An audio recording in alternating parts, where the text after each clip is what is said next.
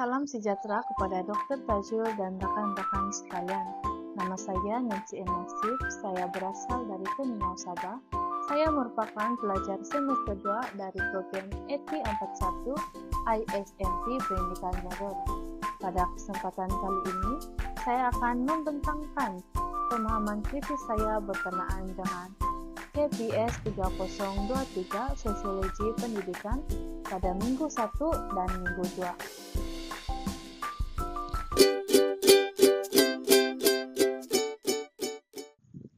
Sosiologi ialah kajian tentang kehidupan sosial dan masyarakat.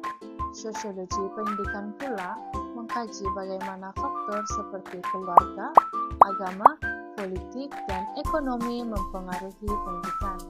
Hal ini menunjukkan bahwa pendidikan bukan sekadar proses individu, tetapi satu proses sosial yang berlaku dalam masyarakat.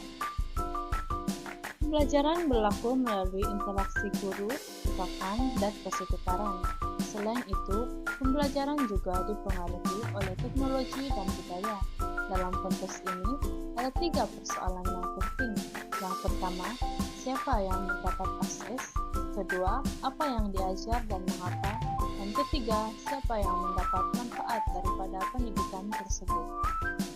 Masyarakat memainkan peranan penting dalam membentuk sistem pendidikan melalui nilai budaya dan dasar kerajaan.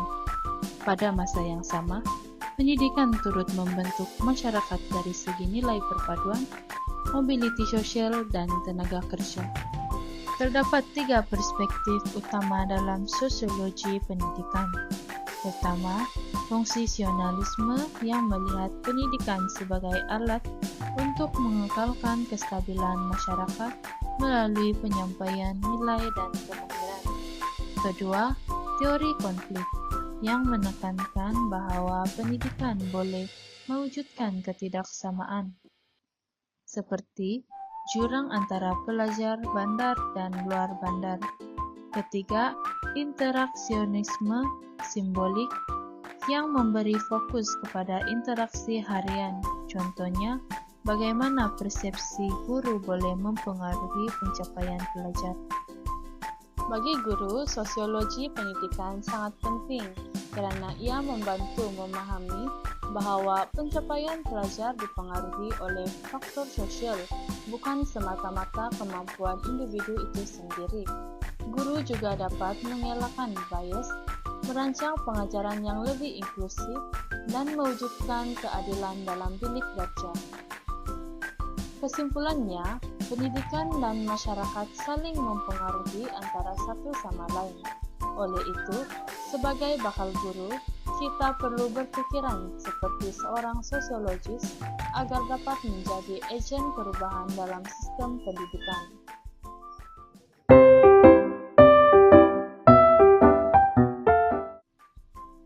Sosiologi pendidikan ialah kajian tentang hubungan antara pendidikan dan masyarakat. Dengan memahami tokoh-tokoh sosiologi, kita dapat melihat bagaimana sistem pendidikan dibentuk dan berfungsi dalam kehidupan seharian.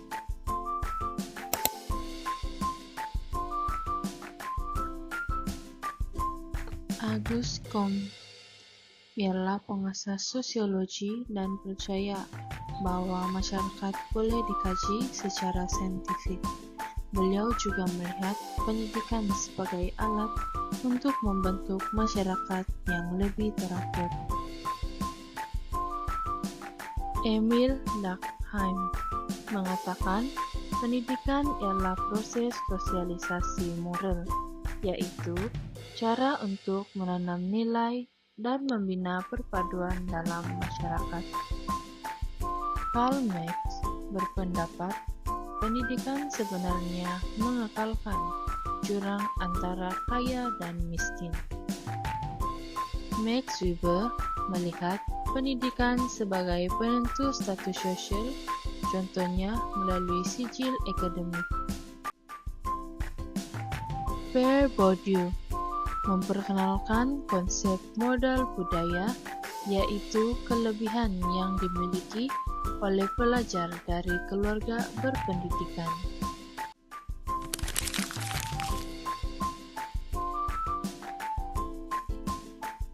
Tokoh sosiologi Islam yang pertama ialah Ibnu Khaldun. Beliau menekankan bahwa pendidikan ialah proses membina tamadun dan perpaduan masyarakat. Tokoh yang kedua pula dalam sosiologi Islam ialah Al-Ghazali. Menurut beliau, pendidikan sebagai cara melahirkan insan yang seimbang dari segi ilmu, akhlak, dan rohani. Dan yang terakhir pula ialah Ibnu Rushd. Beliau menegaskan bahwa pendidikan perlu menggabungkan ilmu akal dan wahyu. Perbandingan Barat dan Islam. Secara ringkasnya, Barat fokus kepada ekonomi, status, dan struktur sosial, manakala Islam pula fokus kepada pembangunan insan dan nilai spiritual. Namun, kedua-duanya setuju bahwa pendidikan sangat penting dalam membentuk masyarakat.